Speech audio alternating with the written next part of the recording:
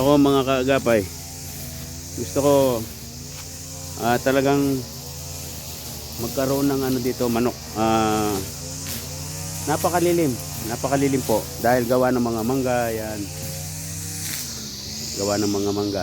Nung umalis ako sa Hong Kong, yung mga mangga po na to halos ano pa lang, mga a year pa lang.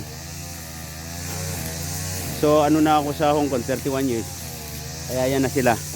Tapos itong lupa na to hindi naman po nagagalaw. At yung mangga na to hindi naman namin pinapa-spray para mamunga. Magkukusa lang sila sa magbunga sila o hindi. Ganun po. Kaya ngayon ang gawin natin, tulad ng sinabi ko, gawin na lang natin ng free range chicken. Malamig ang lugar na to para sa mga manok. Guys, maraming salamat palagi sa inyo. Sana subaybayan nyo ang pag-aalaga natin ng manok para makita ninyo progreso. Siyempre babalik ako sa Hong Kong ang mag-aalaga yung bayaw ko at saka tutulungan ng anak ko. Kaya hanggang dito muna guys, anuin ko muna to. Tapusin muna namin tong tinatabas namin.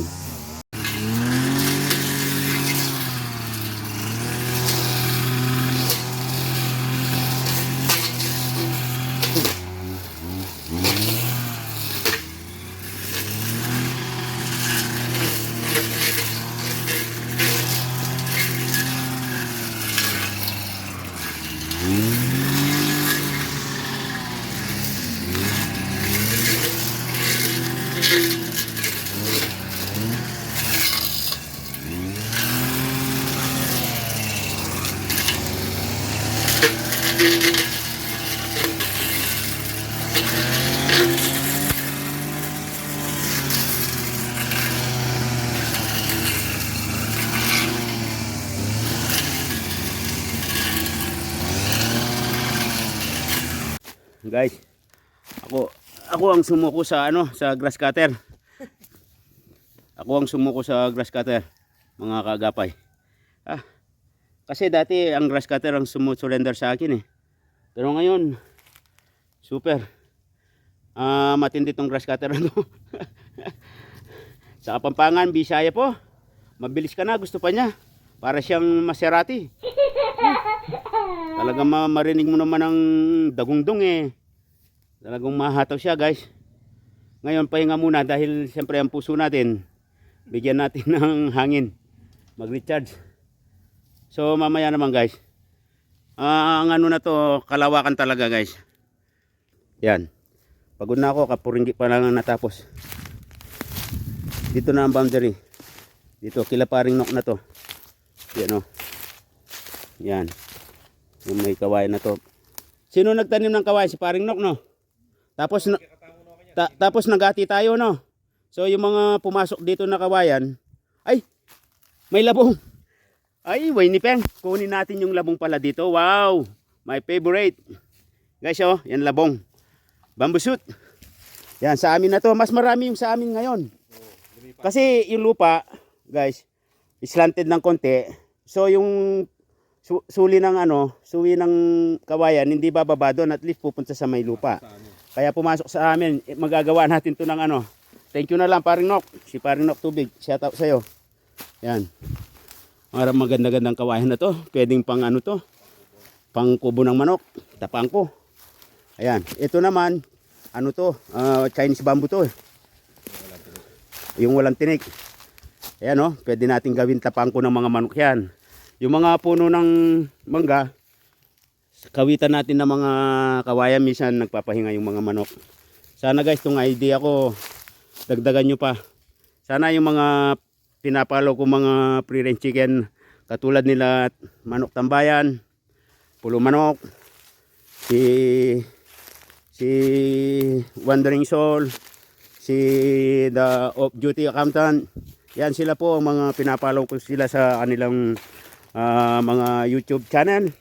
Sana magkomento kayo dahil itong plano na to, mga kaagapay, ura-urada. Ito ang tinatawag na pag nagdesisyon ka, ura-urada.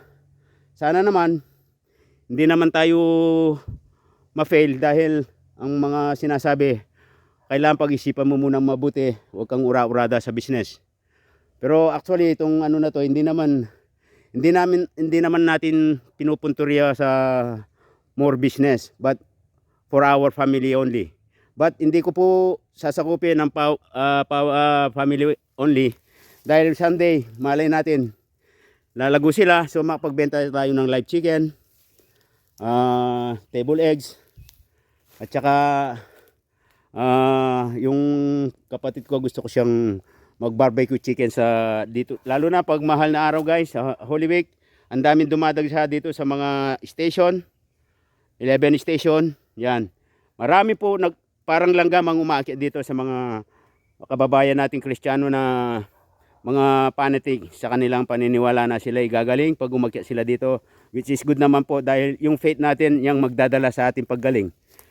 Marami pong salamat. Sana bigyan niyo po ako ng idea sa mga nagmamanok. Mabuhay po kayo. Bye for now, mamaya naman. Okay mga kaagapay, inom muna kami, hindi kami nagbaon ng inumin.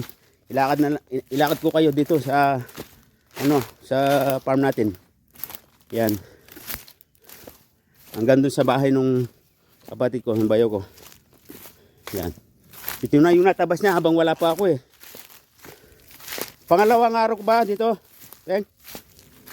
Ha? Pangalawang araw ko na Nyor. Pangalawang araw ko na po. Yan. Ito guys, itong lugar na to, nung bata pa ako, palaging dinadapuan ng dinadapuan po ng kidlat pag nagtatander. Ito, dito po. Bata pa ako, sabi ko sa tatay ko, tay, may dumaang kidlat, napaka liwanag. Ayan, ito pong na to, ewan ko kung nang tawag sa inyo. Ito po. Nung bata pa ako, napakalit lang yan, ganyan lang. Ngayon, 30 years, 40 years, umano siya ng ganyan. Tapos natatamaan po siya ng kidlat, hindi lang isang beses, dalawang beses, hanggang sa napatay niya. Kasi nung bata ako, yung kidlat dito po talaga dumadapo. Ewan ko ba. Kaya, pag tagulan, sabi ko sa bayaw ko, mga kapatid ko, huwag kayong mag-stay dito sa lugar na to. Yan yan ang gustong-gusto ng mga manok. Ano bang tawag dito sa amin? Napateros ang tawag sa Kapampangan eh. Tapos tong kugon, hindi namin tatabasin dahil pwedeng pandingding yan o panghatip ng maliit na kubo. Yan. Yan, gandun. Itong saging na to, dito natin ilalagay yung kulungan. Medyo patag dito. Tapos yung mga saging na matatamaan, lilipat na lang o kikil na natin. Tapos itong mga saging na to, sila magiging natural feeding sa ating mga manok. Tsaka mga damo, siyempre. Ito, yung bayaw ko, nagtanim ng kamuting kahoy dito. Kasaba. Yan o. Ito, pag pinakawalan mo yung manok dito, jump sila dito, pupulbusin nila yan. Titirahin nila yan. Ayan. Yan, bata ako, nirikrap namin ng mga magulang ko yan, kapatid, yung mga bato na yan. Para sana ma-landscape, kaya lang maagang nawala ang tatay. Kaya yun, nagkaletse-letse yung ano ko, decision sa buhay. Wala nang nagmamando. Kaya yun, barkada dito, barkada doon guys.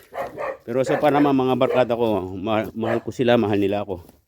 Okay guys, dito na kami sa bahay. Yan.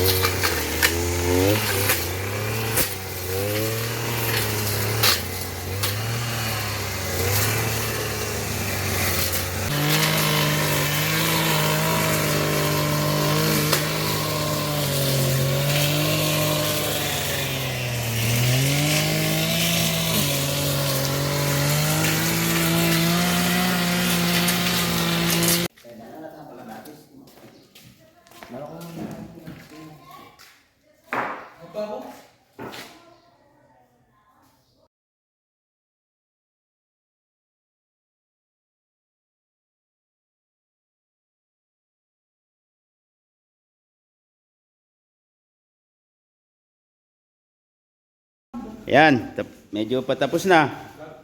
Ang ano natin, brooding pen natin patapos na guys. Oh. At least yung mga bata natapos nila. For the first time na walang plano-plano, basta inisip lang nila. Ayan. Pero palagay ko pwede na yung 100 heads dito ng mga chicks. Oh. Okay. Sana umunlad tong ating project. Maraming pong salamat. Bye for now. At least nakaka-accomplish tayo maghapon. Yan, si Kevin magsisinampalukan daw. Yan o. Magsisinampalukan daw. Native na manok yan. Mga kaagapay. Native na manok yan. Yan, sinampalukan guys. Tapos siguro anong shot natin? Pulutan yan. Ha? Alfonso. No kantang Alfonso?